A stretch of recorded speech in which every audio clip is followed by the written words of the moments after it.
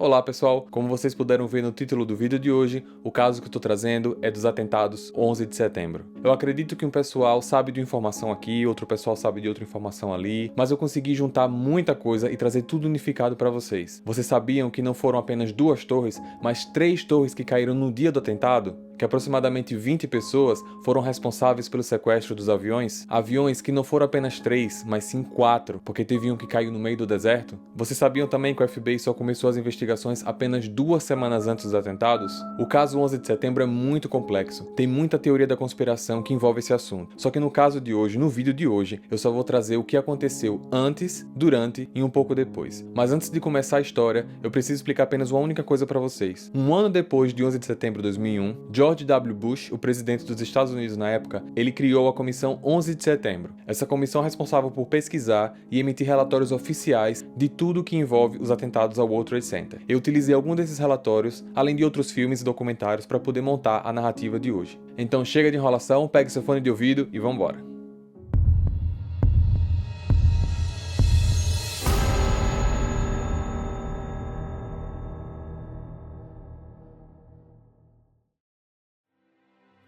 No dia 11 de setembro de 2001, uma das maiores tragédias já ocorrida nos Estados Unidos parou o mundo. 4 aviões foram sequestrados e trafegaram com destino a alvos determinados pelo líder dos ataques, Osama Bin Laden. Esses alvos eram as 2 torres mais altas do complexo World Trade Center, mais conhecidas como as Torres Gêmeas. Outro alvo, o Pentágono, sede do Departamento de Defesa dos Estados Unidos, e mais um alvo que seria o Capitólio, centro legislativo do governo. Sobre este último alvo, essa informação foi obtida em uma entrevista dada pelo Khalid Sheikh Mohammed, um dos organizadores, mas alguns pesquisadores ainda acreditam que o real alvo seria a Casa Branca. Eu acredito que a maioria de vocês, quando escutam Torres Gêmeas, 11 de setembro ou World Trade Center, algumas imagens do atentado rapidamente vêm em mente. A partir daí, talvez mais lembranças como aviões se chocando, prédios caindo, pessoas correndo, podem também acontecer. Atentados não acontecem do nada. Não são pensados e executados da noite para o dia. Eles são consequência de uma cadeia de eventos. Então, respeitando a ordem cronológica dos fatos, eu preciso iniciar esse assunto a partir de 1999, que é quando se tem o primeiro registro oficial vinculado aos ataques de 11 de setembro.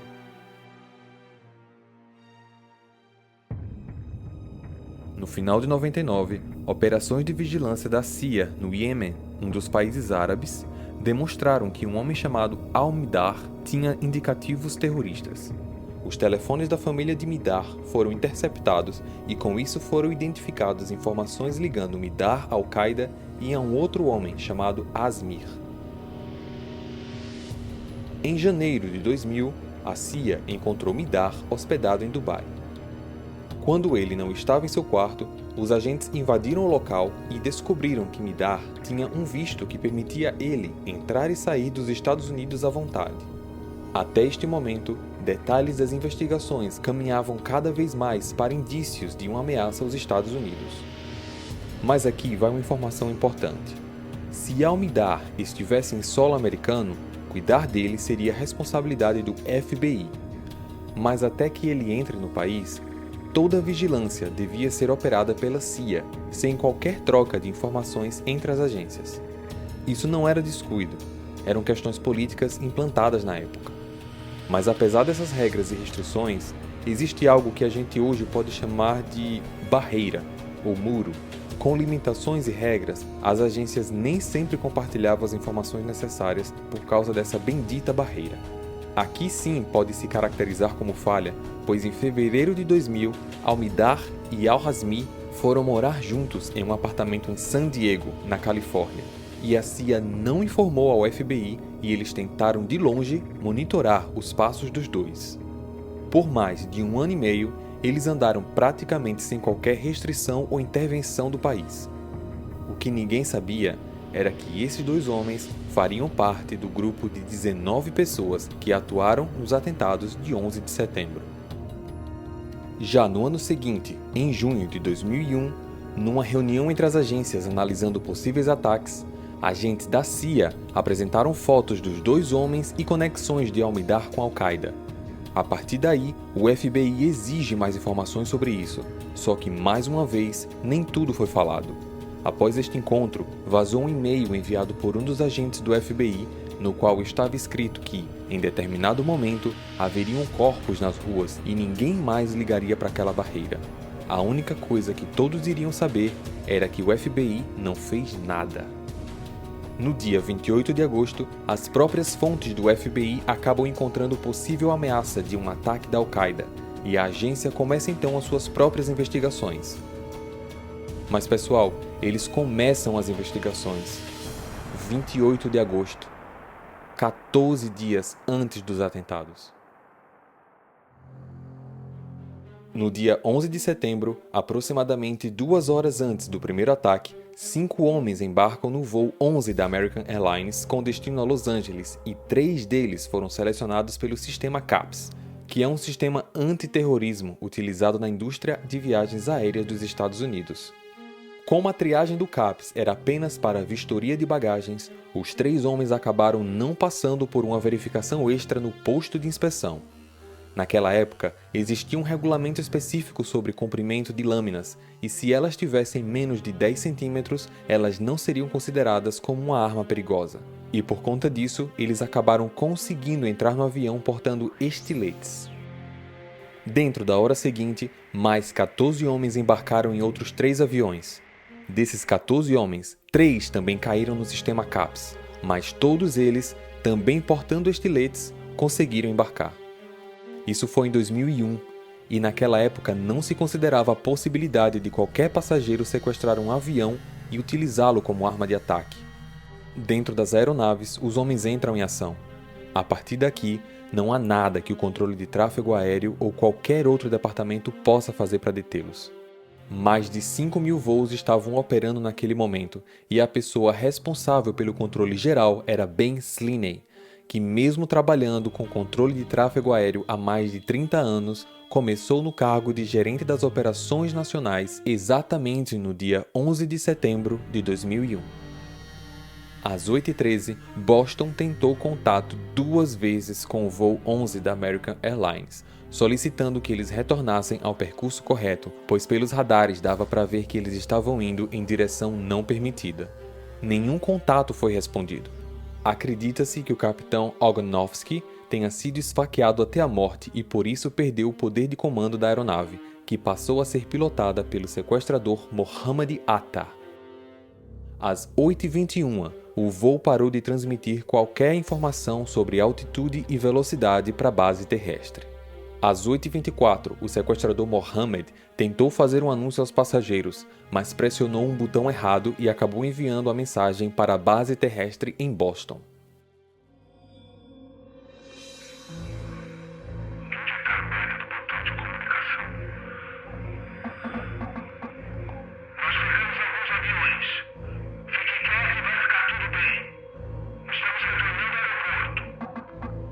América 11, é você que está ligando?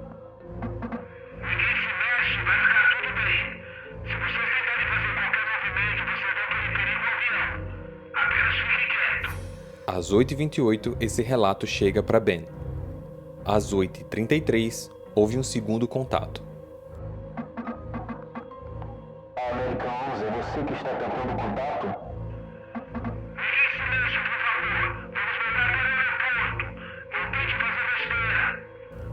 A partir daqui, não houve qualquer outra comunicação.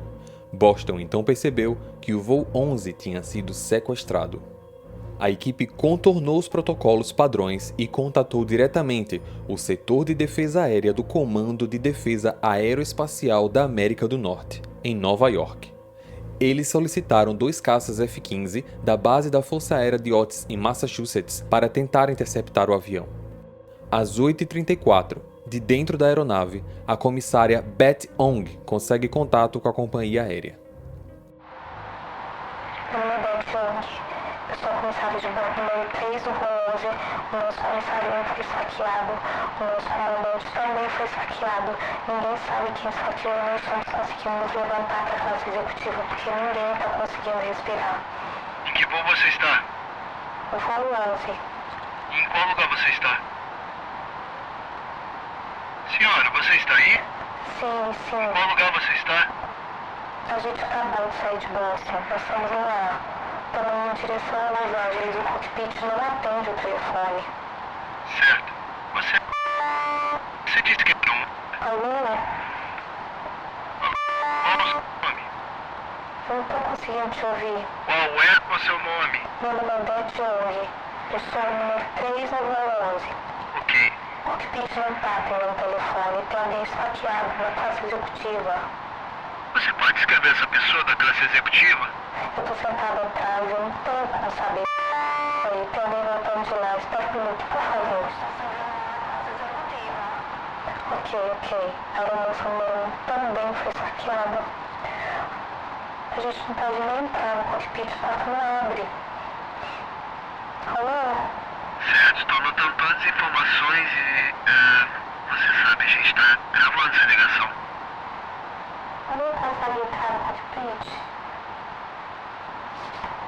Conseguimos não entrar no cockpit, não sabemos quem tá lá. Alô? Oi, ainda estamos aqui. Às 8h46, Mohammed consegue chegar ao destino. Direcionando o avião à Torre Norte com aproximadamente 750 km por hora e carregando 38 mil litros de combustível, ele atinge diretamente os andares 93 a 99.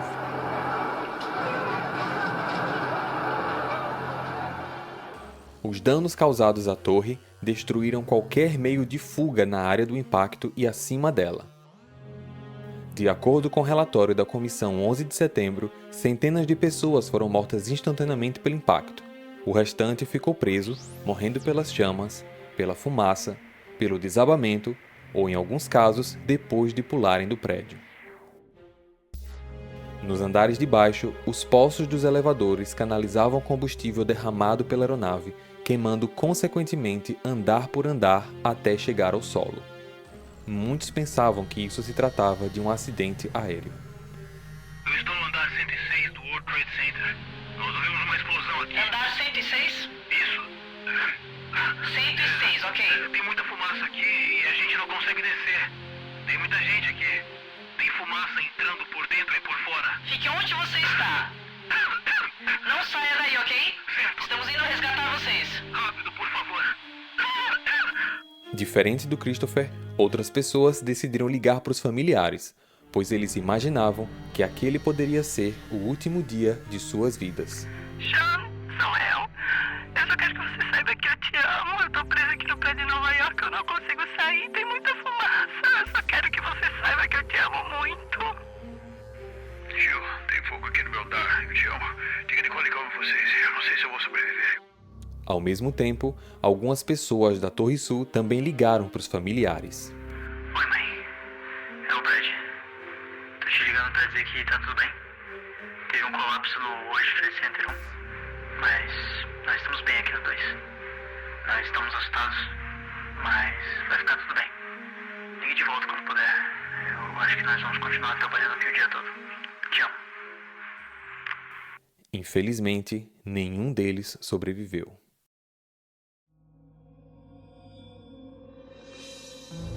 Às 8h50, no Centro de Comando da Administração Federal de Aviação, Ben ainda não sabia exatamente o que tinha acontecido em Nova York. A informação que tinha chegado até ele foi através de uma ligação em que alguém falou que a CNN estava informando que um avião pequeno tinha se chocado com uma das torres do World Trade Center. Ben ligou uma televisão dentro do escritório e, pelas imagens, ele percebeu que o tamanho do fogo não poderia nunca se tratar de um pequeno avião. A partir dali, ele começou a sentir que algo estranho estava acontecendo. Mas ele não tinha conectado as informações, pois todos os canais reforçavam que isso tinha sido causado por um acidente. A liberação dos caças F-15 para buscar o voo 11 aconteceu às 8h51. 13 minutos depois da solicitação, e 5 minutos depois do avião já ter atingido a torre norte do World Trade Center. O voo estava sendo acompanhado pelo New York Center em Long Island, um dos centros responsáveis por monitorar aeronaves em voos de alta altitude. Lá, o controlador Dave Bottiglia estava concentrado no voo 11, que já estava totalmente fora da rota. Apesar deles já saberem que o voo estava sob ato de sequestro, o que tinha acontecido com o avião não tinha ficado claro, pois o ícone simplesmente tinha sumido. O relatório da Comissão 11 de setembro diz que ele continuava tentando localizar o avião no radar até que de repente percebeu que outro dos seus aviões também poderia estar com problemas. O voo 175 da United Airlines, programado para voar de Boston para Los Angeles, estava também fora de rota. Bottiglia tenta diversas vezes contato com a aeronave, mas sem sucesso. Rapidamente, ele alertou outros controladores de que um segundo sequestro poderia estar em andamento. Às 9 horas, enquanto os F-15 ainda estavam tentando rastrear o voo 11, o voo 175 começou uma descida muito rápida. Às 9h03, ele se choca contra a Torre Sul entre os andares 77 e 85. Holy shit, man. That's the other girl. That's terrorist. That's terrorist, bro. That's fucking terrorist.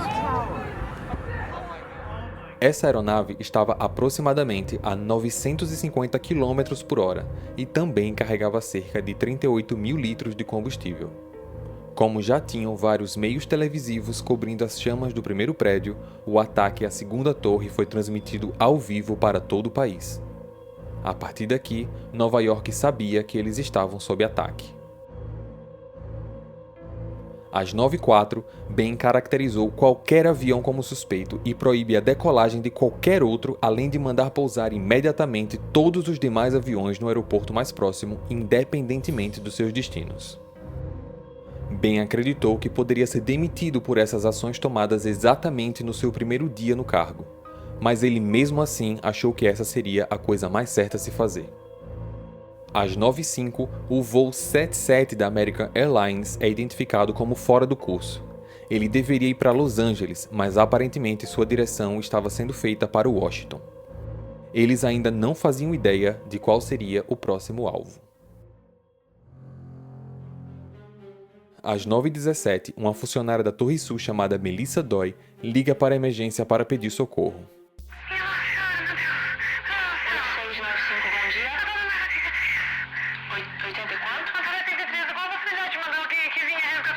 Sim, senhora, a gente já tá a caminho. O andar tá completamente torto, eu não consigo respirar, tá muito quente. Senhora, pelo amor de Deus, me ajuda. Minha senhora, escute. Todo mundo já tá sabendo o que tá acontecendo, tá? Só precisamos de tempo pra chegar até aí. Tá quente demais. Eu sei que tá muito quente, mas tá sem fogo até agora, não é? Não tem fumaça. Tem muita fumaça, eu não consigo respirar. Senhora, fica calma, por favor. Vou morrer, não vou. Não, se acalma, por favor. Tá muito quente, tô queimando. Você tem que pensar positivo, ok? Me ajude a te ajudar, fique calmo. Você precisa ajudar a gente a sair do local. Eu vou morrer, eu sei. Assim como alguns da Torre Norte, pessoas da Torre Sul também ligaram para familiares. Mãe, é o Steve. Meu prédio foi atingido por um avião. Eu tô bem por enquanto, eu acho. Mas tem muita fumaça. Eu só quero te dizer que eu te amo e eu te ligo de novo quando estiver a salvo. Viu, mãe? Beijo. Oi, Ronnie. Sou eu. Eu tô ligando pra dizer que eu te amo. Amo as meninas. Diga a minha mãe que eu também amo. Um segundo avião bateu aqui no prédio. Nós estamos tentando descer agora. Eu te amo. Falo com você mais tarde. Neil? É o Brian. Um avião entrou aqui no World Trade Center. Tá tudo pegando fogo. Eu tô aqui dentro e não consigo respirar. E se eu não conseguir sair daqui... Adeus. Nenhum deles conseguiu sobreviver. Às 9h37, voando a uma velocidade de 360 km por hora, o terceiro avião do qual Ben já suspeitava que também tinha sido sequestrado, foi jogado sobre a ala sudoeste do Pentágono, a sede do Departamento de Defesa dos Estados Unidos.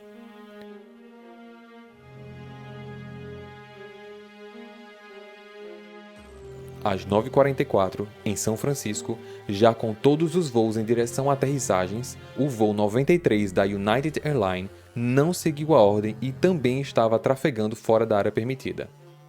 Contudo, a informação do avião sumiu da tela do radar enquanto passava por Shanksville. Relatos da comissão de 11 de setembro diz que as gravações da caixa preta revelam que a tripulação e os passageiros tentaram assumir o controle depois de ficarem sabendo, através de chamadas telefônicas, que outros aviões sequestrados foram jogados contra edifícios. De acordo com a transcrição, um dos sequestradores deu a ordem para alterar a rota, uma vez que tinha ficado evidente que eles iriam perder o controle. Logo depois, a aeronave caiu às 10h03 na Pensilvânia, que tinha como alvo o Capitólio americano, o centro legislativo do governo. Às 9h59, a Torre Sul, a segunda atingida, desaba, resistindo em pé por apenas 56 minutos após o impacto.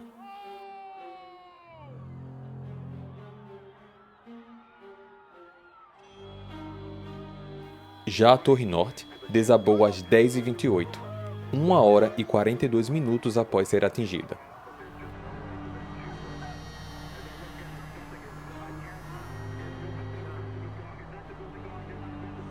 Quando a Torre Norte caiu, os escombros atingiram a Torre 7, iniciando um incêndio. O fogo queimou durante horas e comprometeu a integridade estrutural do prédio, que também desabou no mesmo dia, às 5h21 daquela tarde.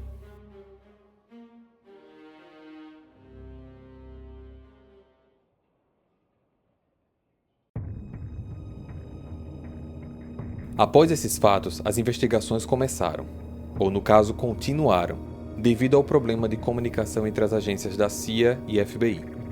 A bagagem de um dos 19 sequestradores, Mohammed Amtan, que estava no voo 11, não foi colocada na conexão que ele fez na cidade de Portland. Ao abrir a mala, várias evidências foram analisadas e eles conseguiram achar conexão com os demais sequestradores, com a Al-Qaeda e com o terrorista Osama Bin Laden. As investigações da comissão, além de apontar Bin Laden como líder, identificou Khalid Sheikh Mohammed como um dos organizadores. Após a captura, ele teria confessado aos agentes seu papel nos ataques e detalhes da operação, mas o uso de tortura pelos interrogadores fez com que muitos questionassem certos pontos das confissões. O número oficial de mortos devido aos ataques é de 2.996 pessoas. Mais de 6.000 ficaram feridas. Apesar dos números oficiais, mais de 1.100 corpos não conseguiram ser identificados. O escritório legista também recolheu cerca de 10.000 ossos não identificados e fragmentos de tecidos humanos que não puderam ser combinados com ninguém da lista de mortos. Fragmentos ósseos ainda estavam sendo encontrados em 2006, quando trabalhadores estavam se preparando para demolir uma outra torre próxima ao centro dos atentados do World Trade Center. Khalid ainda está vivo, mas preso e tem julgamento marcado para 2021. Osama Bin Laden foi capturado numa operação realizada em 2 de maio de 2011 e morto pelos oficiais americanos. No local dos atentados, tanto no complexo World Trade Center quanto no Pentágono, o governo construiu memoriais para lembrar de todos das mais de 70 diferentes nacionalidades que tiveram a vida terminada naquele dia.